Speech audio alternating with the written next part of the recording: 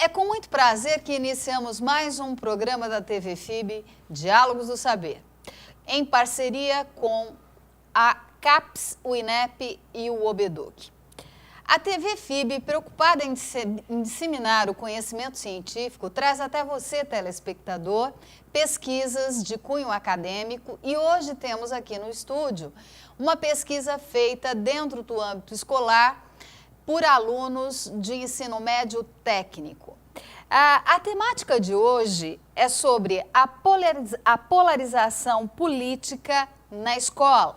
O que se entende por polarização política no Brasil é aquela briga que se tem por ou ser de esquerda ou ser de direita. E a gente tem percebido no cotidiano muita briga, muita discussão, em especial nas redes sociais, e isso tudo vem mostrar a incapacidade do brasileiro em debater política. Consequentemente, acaba por não conhecer as concepções de cada partido político. Para iniciar, então, o programa de hoje, Diálogos do Saber, temos como convidados no estúdio da TV FIB 2 estudantes do ensino médio técnico da área de informática, do CTI Unesp aqui de Bauru, que fizeram uma pesquisa interessante intitulada Polarização Política no Meio Escolar do Ensino Médio Técnico. Apresento a vocês Marcos Josué Costa Dias e Pedro Kenzo. É um prazer tê-los aqui. Prazer nosso. Muito obrigado por essa oportunidade. Sejam bem-vindos. Para iniciar o nosso diálogo, eu gostaria de pedir a vocês que falassem um pouquinho, que contassem um pouquinho sobre vocês. Quem vocês são, de onde vêm, para onde vão, será que lá tem internet? Né? Eu sou Pedro Kenzo, tenho 16 anos, eu curso o primeiro ano de informática aqui no CTI e até então eu tive a oportunidade de cursar a minha educação no Fundamental 2 na rede privada. E quanto ao futuro, é bem certo. Eu não tenho certeza se eu vou cursar, seja exatas, humanas ou biológicas, só que meu intuito é estar preparado para ter essa liberdade de escolhas, independentemente da profissão que eu queira seguir. Bem, no meu caso, eu me chamo Marcos Josué, sou aluno de informática do primeiro ano, do primeiro ano e sempre prestei escola pública. E com relação a para onde qual que é o meu destino, eu não sei qual área ainda seguir de maneira precisa, mas provavelmente será a carreira de humanas e, indiferente da área específica que eu for seguir, eu quero fazer algo que tenha uma mudança estrutural na sociedade, que não seja apenas um conhecimento acadêmico não aplicado, mas algo que realmente tenha um efeito prático na sociedade. Bom, vocês fizeram uma pesquisa interessante sobre polarização política no ensino médio. E como é que surgiu esse tema de pesquisa? Para que foi feita essa pesquisa? E ela faz parte de alguma avaliação? Ela faz parte de algum currículo escolar dentro do que vocês estudam? Dá para falar um pouquinho sobre isso? Sim, bem, esse projeto é fruto de um trabalho que é sempre desenvolvido no primeiro ano de informática lá no CTI e ele engloba simultaneamente as matérias de estatística, que é ministrada pela professora Silmara, e a disciplina de laboratório de informática, ministrada pelo professor Rodrigo, e tem como objetivo, através de um tema específico, desenvolver um questionário a respeito desse mesmo tema, uma tese e uma conclusão, que você vai trabalhar ao longo de todo o ano, e com base nesse trabalho você vai desenvolver diversas competências, seja na área de informática, edição de texto, manipulação de planilhas, desenvolvimento de gráficos, até mesmo em saber trabalhar com as normas da BNT. Sim. E de um trabalho que possua começo, meio e fim, que é bastante... Desenvolver também capacidades humanas, como organização de grupo, você saber ministrar as diferentes posições que tem dentro de um grupo, organizar o que deve ser feito, as etapas desse grupo.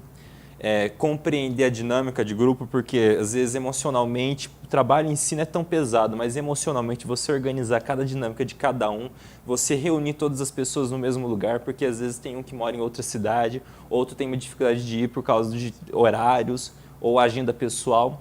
e ao término do ano a gente faz uma apresentação de 20 minutos, que é a síntese de todo o trabalho que levou ao ano. O trabalho de vocês foi feito com o Alex Crivellaro Matheus Garcia, São né? 5 alunos. O João Pedro Pilastre, o Marcos Josué, o Pedro Kenzo e o Ricardo Pinal de Mello.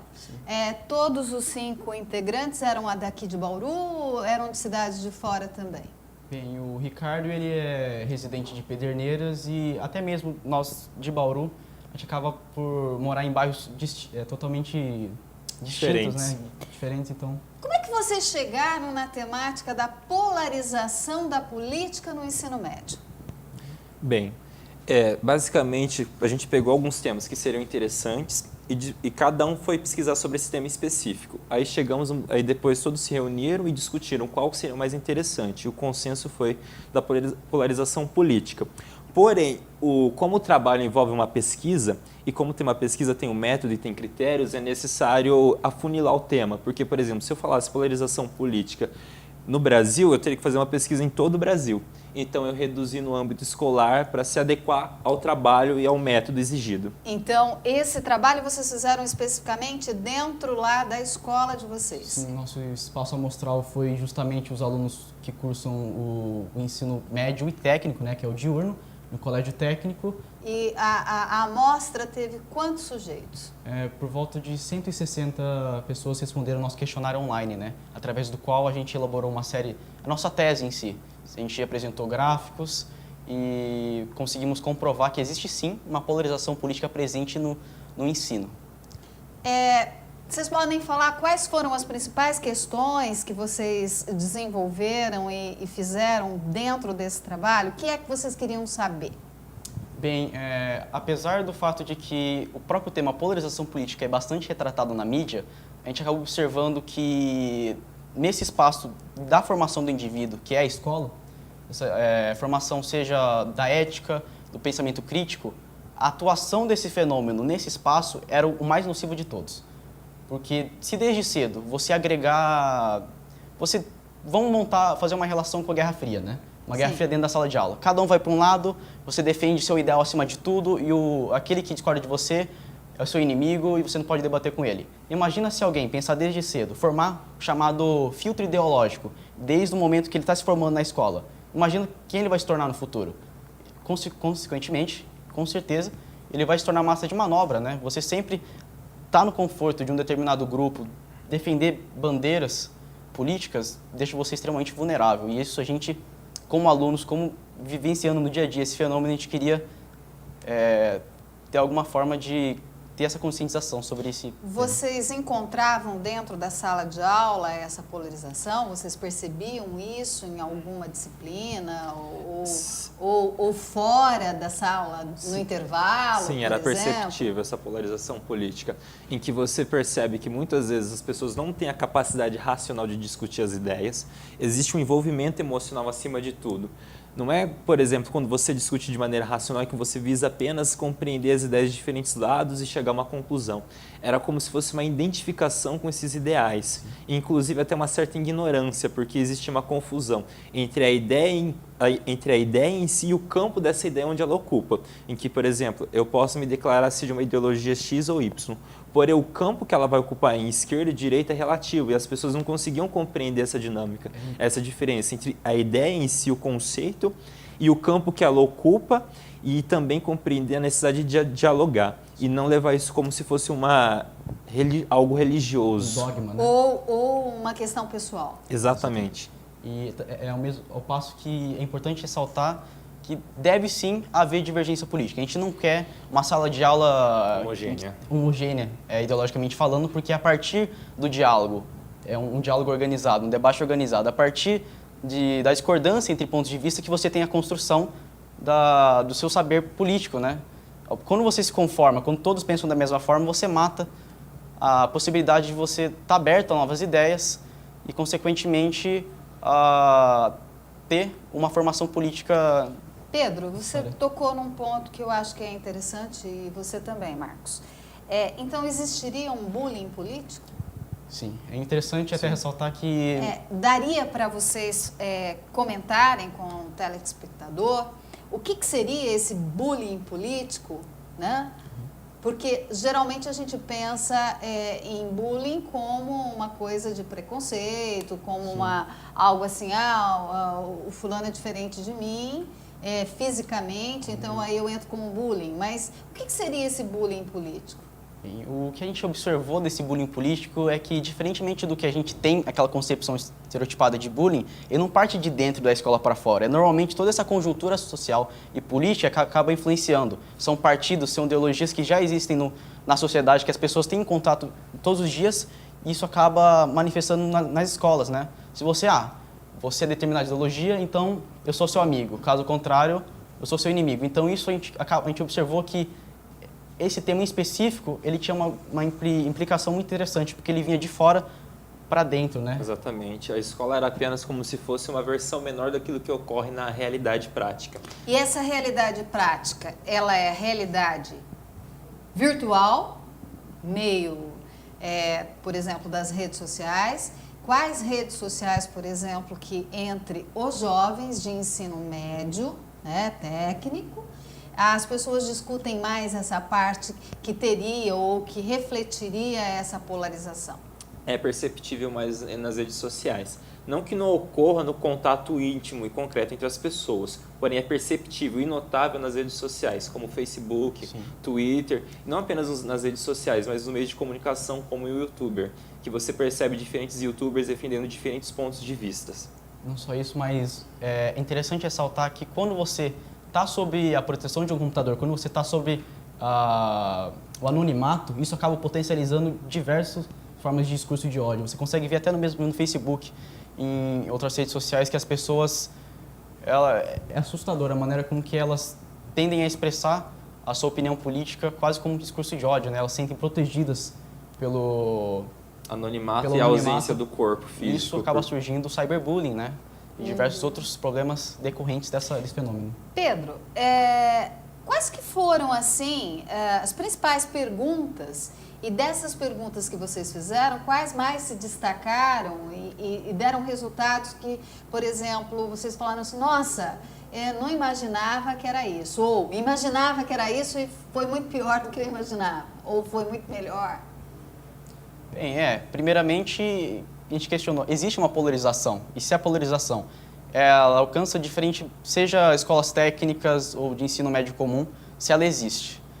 Além disso, como ela pode afetar o ensino e a relação, seja entre os discentes, entre os alunos, ou entre os alunos e professores. Então, a gente acabou por procurar essa relação e a maneira com que esse fenômeno pode afetar o aprendizado. Então, esses foram os principais questionamentos que a gente fez. De modo com que esse fenômeno pode ser prejudicial para o processo do aprendizado, para o docente que quer passar algum conteúdo, ou para os alunos que querem discutir entre si. E concatenando com uma outra questão foi se as pessoas realmente têm consciência da diferença, justamente daquilo que eu já havia falado, da ideia em si e o campo que essa ideia ocupa em determinado momento histórico. E como é que vocês fizeram para aferir isso? Quais questões? A gente utilizou o questionário. Então, quais questões específicas que vocês trabalharam para verificar isso? Exatamente. Ótima pergunta. Bem, sabendo que as pessoas elas se agarram a bandeiras, ou seja, só partidos, personalidades, etc., a gente procurou fazer uma abordagem oposta. Ao invés de, no questionário, falar você é direita ou esquerda, a gente apresentou uma ideologia que normalmente as pessoas desconhecem para ver se existe uma polarização, que é aquilo de você se apegar ao que é mais fácil e tentar defender uma ideologia. Certo. Sim. Você pode mostrar para a gente qual questão que é? É a questão 10 e a 15. A 10 e a 15. A questão 10 era, com qual das citações abaixo você se identifica? Primeira, né? O governo é uma doença que finge ser sua cura. Segundo, a sociedade que coloca a igualdade à frente da liberdade irá terminar sem igualdade e liberdade. Terceira, tudo para o Estado, nada contra o Estado, nada fora do Estado. Quarta, o melhor programa social é o emprego. E quinta, tirar de cada qual segundo sua capacidade e dar a cada qual segundo as suas necessidades. Cada uma dessas frases pertence a uma corrente política. Exatamente. A um pensador. A uma determinada corrente política que a gente acabou relacionando. Que representa a direita e que representa a esquerda. Não só isso, mas seria o conservadorismo, o liberalismo, o anarquismo e o comunismo. E qual que foi o resultado? Bem, foi bastante interessante e comprovou nossa tese, né? Se a gente observar na última questão, que a 15, ela explicita assim, você é direita ou esquerda. Então a pessoa, diferentemente da última questão, ela não tenta interpretar o que está escrito, ela já busca na memória os estereótipos, né? Exatamente. E interessante é que a resposta mais procurada, a resposta mais... majoritária. Sim, a maioria respondeu que é de direita. Mas se você fazer uma relação... Com essa questão, o que eles escolheram foi uma frase... De Karl Marx. De Karl Marx, que é... Um autor de esquerda. Tirar de cada qual segundo sua capacidade e dar a cada qual segundo suas necessidades. Exatamente. Estereotipicamente falando, seria o ideal máximo da chamada esquerda, né? Então você consegue ver esse claro disparate entre o que as pessoas pensam estar defendendo e o que elas realmente defendem. Então muito interessante. Diante desses resultados que vocês tiveram da pesquisa de vocês, vocês acham que as pessoas discutem política ou brigam por política? É aí que está, justamente. Na verdade, o que acontece hoje no Brasil é o quê? Que existe uma diferença entre você discutir as suas ideias e você brigar. As pessoas, elas realmente não sabem discutir as diferentes ideias. O que na prática elas fazem é o quê? Eu me associo a uma determinada bandeira, seja ela de esquerda ou de direita, e a partir disso eu começo a defender tudo aquilo que está dentro dessa bandeira, sem realmente ter consciência dos ideais que estão dentro dessa bandeira, seja ela de esquerda ou direita. Ou seja, não existe uma discussão de ideias, mas apenas uma defesa dogmática dessa determinada bandeira, seja ela X ou Y. Na prática, não existe um contato de ideias. É apenas aquele que consegue suprimir a ideia do outro e fazer uma sobreposição da sua ideia de maneira geral e homogênea. Pedro, Marcos, vocês acham que a escola, que dentro da escola, deveria ter o debate político? Com certeza. Um debate organizado e proveitoso é a melhor forma de você... Não precisa chegar a um consenso, mas o próprio debate acaba incentivando que você estude, concordando ou não. Quando você, seja de modo competitivo, quer mostrar que seu argumento é melhor, você busca, você pesquisa, e nessa pesquisa você tem um enriquecimento intelectual. É isso que a gente quer buscar. A gente não quer que as pessoas simplesmente parem de discutir, todo mundo fique calado e vamos seguir só um lado. Não, a gente quer que haja sim, que tenha essas divergências, só que haja uma harmonia e, consequentemente, uma cooperação. E como é que se poderia trabalhar dentro da escola para não haver essa polarização política? Utilizar um método adequado, porque não basta você discutir as ideias se você não tem uma maneira adequada de você discutir elas. Seria necessário compreender o quê? Que cada lado tivesse uma convicção com a verdade, é uma forma que pensamos sobre qual seria mais adequado, seria o quê? Cada lado tivesse uma convicção com a verdade e defendesse a sua ideia crendo que seja uma verdade. Porém, caso percebesse, seja na prática ou seja no campo teórico, na discussão, que a sua ideia apresenta falhas, fazer uma revisão das suas ideias. Porque a questão não é você ter convicção dos seus pontos de vista, a questão é você ter a capacidade crítica de analisar as suas ideias e perceber se elas estão mais próximas ou não da verdade, da unidade. Interessante o que você está dizendo, Marcos. Nesse sentido, o que vocês pensam a respeito da escola sem partido? A escola sem partido, a questão dela, a ideia até que é notável, porém já existe isso na Constituição, né? Essa ideia de imparcialidade e de você apresentar diferentes conhecimentos e diferentes teorias de uma determinada coisa, diferentes visões. O problema da escola sem partido é que muito da premissa dela de associar um determinado grupo e uma determinada área apenas acadêmica, que é errado. Eles lutam contra a doutrinação, porém a forma como é apresentado o projeto já é uma parcialidade. Eles prometem imparcialidade, visam buscar imparcialidade, mas a própria forma como é apresentado o projeto já é parcial. Bastante redundante. Vocês acham que se existe na Constituição, é só fazer valê-la e não... criar leis. Seria redundante utilizar isso. Além disso, o modo com que eles apresentam não é nada muito ético, porque está bem explícito que vamos implementar essa lei porque existe um perigo, porque tem uma ameaça. tudo bem, em alguns casos isolados existe sim uma doutrinação, só que aplicar isso, essa postura um pouco agressiva em âmbito federal, eu acho um pouquinho perigoso. Tanto que eu queria destacar essa dualidade em relação à liberdade que você pode dar às pessoas. Chega uma hora que essa liberdade você dá à pessoa, para ela dizer o que é doutrinação ou não, vai chegar a um ponto de que o que ela acha que é doutrinação, na verdade é o que ela quer ouvir. Não que não exista, não que não possa ocorrer, mas é complicado, né? A questão número 12 de vocês, eu achei ela muito interessante, porque ela diz assim: em uma sociedade civilizada, deve sempre haver pessoas acima para mandarem e pessoas abaixo para serem comandadas. Como é que vocês viram o resultado dessa questão? Essa questão, na verdade, ela é justamente para pegar essa questão de dos estereótipos. A maioria das nossas questões era apenas para pegar a questão de estereótipos de esquerda ou direita. Geralmente existe uma associação à direita com ideais aristocráticos e autoritários. Meritocracia. E a esquerda, por sua vez, é mais uma forma de planificação, ou seja, uma horizontalidade social e uma maior, como eu posso dizer, não diria uma democratização, mas a possibilidade de você ouvir diferentes pontos de vista na esquerda. E o que vocês perceberam disso? Eu fiquei bastante feliz que não houve o predomínio da polarização. Você consegue observar aqui no gráfico que teve uma grande diversidade de ideias, o que é bastante interessante. E mostra com que as pessoas elas exploram muito além do que a gente tem como direita e esquerda, ou os polos, né, os extremos. Então, interessante.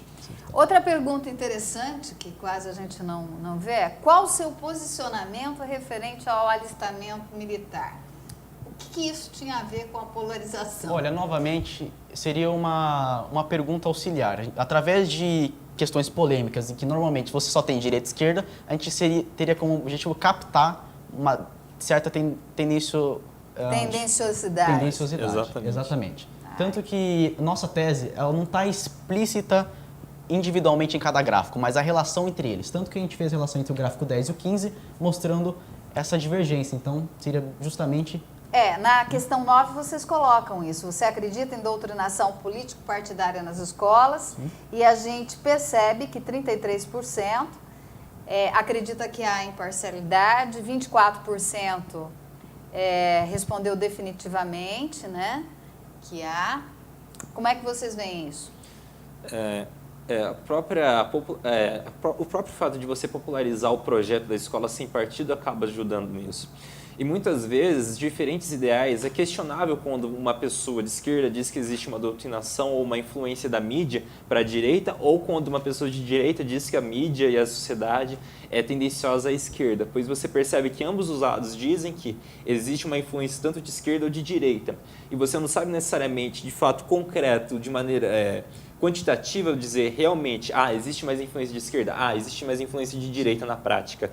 Então acaba ficando meio que subjetivo, é como se cada lado criasse uma realidade, criasse uma conspiração contra o outro lado e formasse, existe uma formação de esquerda que quer manipular, o marxismo cultural que quer dominar a sociedade. Ou a direita, quando a esquerda diz que a mídia é burguesa e vai professar as ideias burguesas, o Estado burguês, e vai fazer a manutenção dessa sociedade. O problema é dar essa ferramenta, né, que é a liberdade dada pelo projeto Escola Sem Partido, independentemente desses grupos. Agora, o tempo está acabando, infelizmente. A gente gostaria de continuar aqui conversando com vocês. E para finalizar o programa, eu gostaria de colocar o seguinte: eles fizeram uma pesquisa e eles, para formularem as questões, eles estudaram, né? Foram procurar autores que falam sobre isso. Eu tenho aqui na minha mesa um livro que vocês trouxeram, que vocês leram, que é do Leandro Carnal, que é Todos contra Todos, o ódio nosso de cada dia. E vocês colocaram aí nos bastidores a fala de um estudioso muito interessante, que vocês colocaram que é o que baseou praticamente toda a pesquisa de vocês, que é o Milton Santos, que argumenta que a força da alienação vem da fragilidade dos indivíduos, quando estes apenas identificam o que os separam e não o que os une. Então, eu gostaria de perguntar para vocês, o que é que une? É aquilo que eu tinha falado. O que nos une, a única coisa que pode nos unir é o quê? A convicção que existe uma verdade, mas uma convicção que existe uma verdade, uma convicção que ambos os lados buscam o melhor da nossa sociedade e que no debate, como cada um tem a convicção com a verdade, que tem um respeito com essa verdade. Ou seja, quando eu vejo que na minha discussão ou na prática, os meus ideais, existem certas discrepâncias com a realidade ou mesmo no debate, que eu revise meu debate para se aproximar cada vez melhor, se tornar cada vez mais eficaz e aprimorado. Porque se eu apenas foco na subjetividade, na individualidade e na diferença de cada lado, eu não consigo construir uma unidade. Se eu não tenho a unidade, eu não consigo construir um futuro. Eu não consigo coesão. É o problema que o Brasil passa atualmente com a polarização no Congresso, em que pautas que eram para serem importantes, que deveriam serem discutidas, não são discutidas por causa da polarização e o jogo político de querer desgastar um lado para conseguir privilegiar o seu lado. O que os une é basicamente a esperança, independentemente de qual caminho, conseguir um futuro melhor. E de pensar sempre no outro, no conjunto. Sim. E não num partido X ou num partido Y. Interesse pessoal. É muito interessante. E eu gostaria de colocar aqui uma coisa interessante, que é a fala do Aristóteles, que ele afirma que todo homem é um animal político, por natureza, que a cidade é natural e que o fim do homem é a felicidade.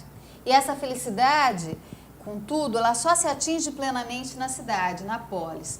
E aí eu vejo no trabalho de vocês justamente isso. O que vocês fizeram? Vocês foram, através da pesquisa, fazer algo que pudesse o quê?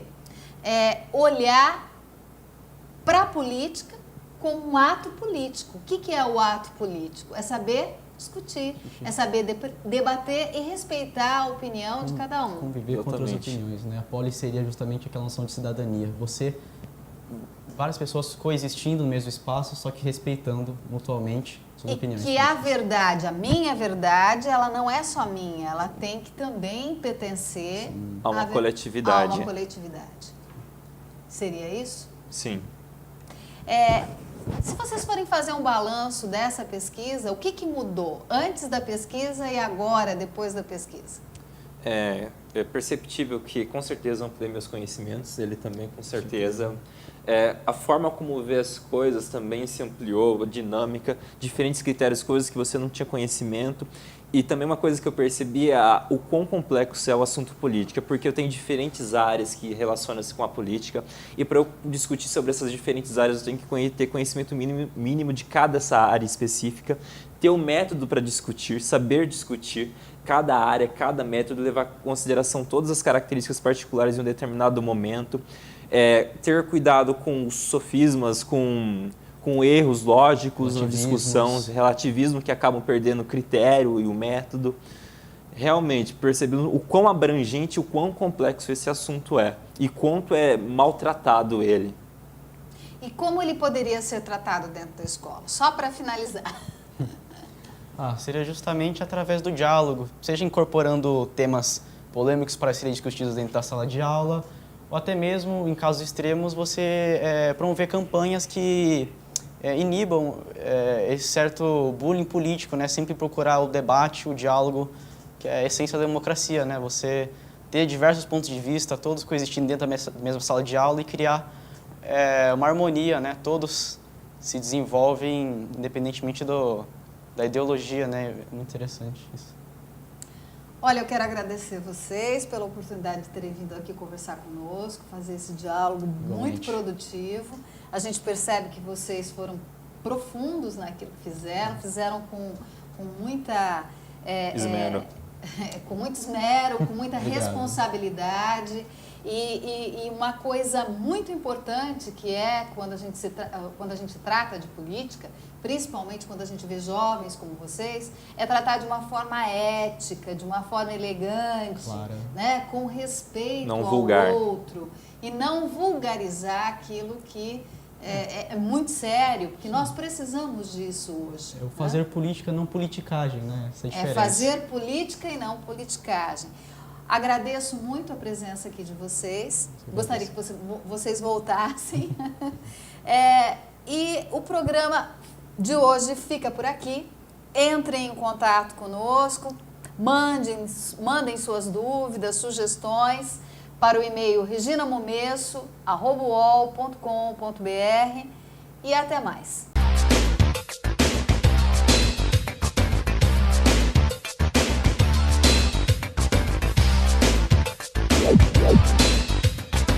Yeah.